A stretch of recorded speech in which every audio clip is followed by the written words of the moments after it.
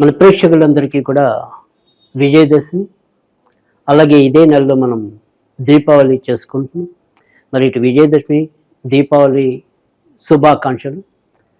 మనందరి జీవితాల్లో కూడా సుఖ సంతోషాలు, మానసిక ప్రశాంతత పరిపూర్ణంగా లభించాలని మరి ఆ త్రిశక్తులను వేడుకుంటూ మరి ఈ నెలలో అంటే అక్టోబర్ నెలలో తులారాశి వారికి ఏ విధంగా ఉండబోతోంది, మరి దీపావళి వీరింట్లో ఏ రకమైన ఆనంద దీపాలను వెలిగించనుంది, ఏ ఏ అంశాల్లో వీరికి పరిపూర్ణమైన కాంతిమయం అవుతుంది, అలాంటి విషయాలన్నీ కూడా ఒకసారి పరిశీలిద్దాం. ఏదైతే మరి ప్రస్తుతం తులారాశి వారి యొక్క రాశికి అధిపతి శుక్రుడయ్యండి, ఆయన నీచంలో వ్యయంలో సంచరించడం అనేది అయితే ఎక్కువగా కనిపిస్తోంది. కనుక మరి ధనాధిపతి ఎవరైతే ఉంటారో ఆయన కుజుడు ప్రస్తుతమైతే గనక రాశిలోనే సంచరించడం అనేది, అంటే తులలోనే సంచరించడం అనేది జరుగుతుంది. ఇక రాజ్యస్థానంలో గురుడు సంచారం అనేది అక్టోబర్ 18 నుంచి ఉంటే, లాభాధిపతి వ్యయ స్థానంలో సంచరించడం అనేది ఒకటి. కనుక అక్టోబర్ నెలంతా కూడా అంతంత మాత్రంగానే తులారాశికి ఉంటుందని చెప్పడంలో సందేహం లేదు. ముఖ్యంగా ఆరోగ్య విషయంలో జాగ్రత్త తీసుకోవాలి.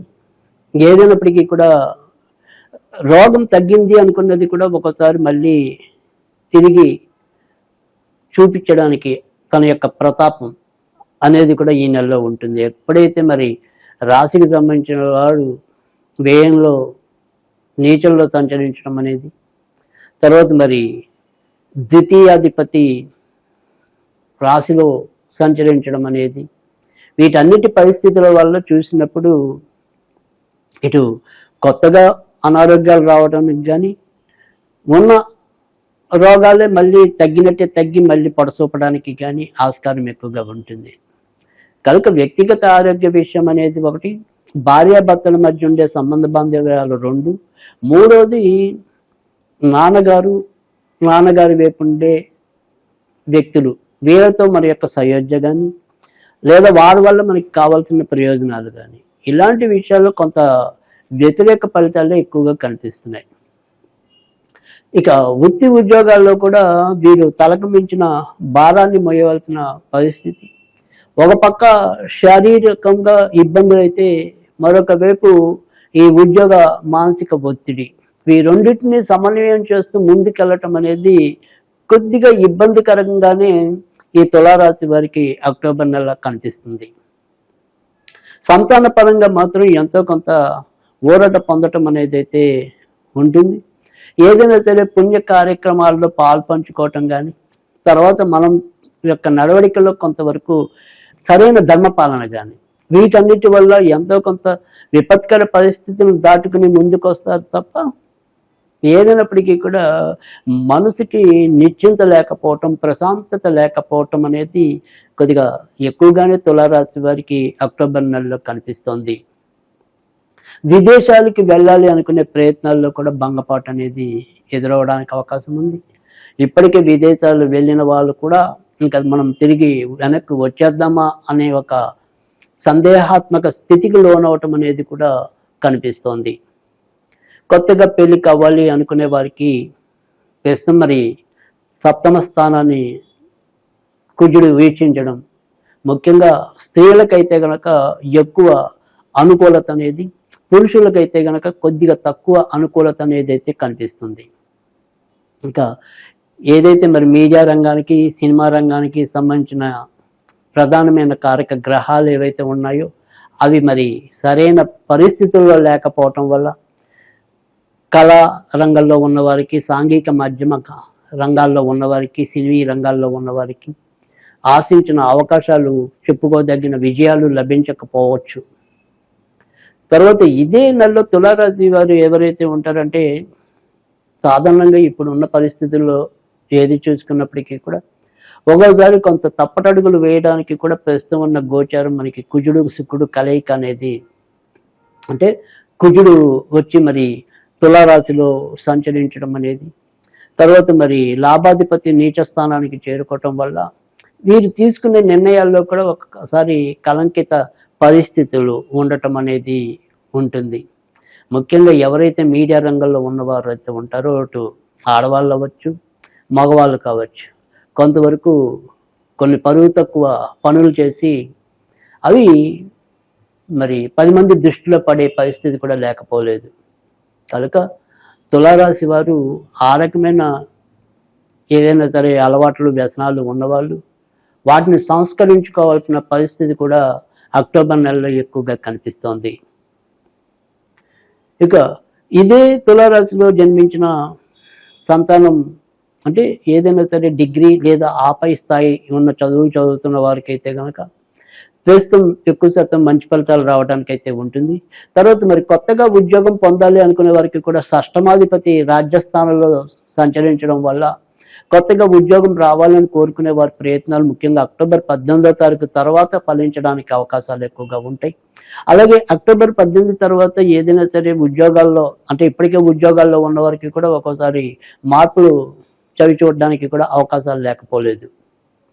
అయితే ఎన్ని ఒత్తిడులు ఉన్నప్పటికీ కూడా మరి రాశిలోని అదృష్టాధిపతి కూడా సంచరించడం వల్ల ఏదో విధంగా అదృష్టవశాత్తు వాటి నుంచి బయటపడటం అనేది అయితే జరుగుతుంది.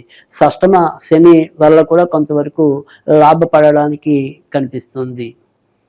ఇక ఈ నెలలో వీరు ఏదైనప్పటికీ కూడా కొత్తగా వ్యాపారాలు ప్రారంభించాలి లేదా కొత్త వాటిని ప్రారంభిస్తాం అనుకుంటే కనుక వాటిని మనం ఈ నెలలో ఎంతో కొంత వాయిదా వేసుకోవటం అనేది అవసరం. ఒక్కోసారి వాటంతట వాటి వాయిదా పడే పరిస్థితి కూడా లేకపోలేదు.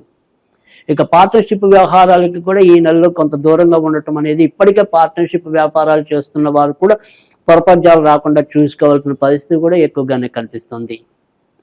ఇక తులారాశిలో ముఖ్యంగా స్వాతి నక్షత్రంలో జన్మించిన వాళ్ళు ఎవరైతే ఉంటారో వారి యొక్క వ్యక్తిగత నడవడిక విషయాల్లో కొంతవరకు జాగ్రత్త తీసుకోవాల్సిన పరిస్థితి మరింత ఎక్కువగా కనిపిస్తుంది. ఇక ఇదే నెలలో మనం ఏదైనా సరే వ్యాపారస్తుల పరంగా చూసుకున్నట్టయితే కనుక భవన నిర్మాణ రంగంలో ఉన్న వారికి ఎరువులు, తర్వాత మరి తిండికి సంబంధించిన, అంటే క్యాటరింగ్ సంబంధించిన వాళ్ళు కానీ ఇలా ఫుడ్ ఐటమ్స్కి సంబంధించిన విషయాల్లో అభివృద్ధి పొందడానికి అవకాశాలు ఎక్కువగా కనిపిస్తున్నాయి.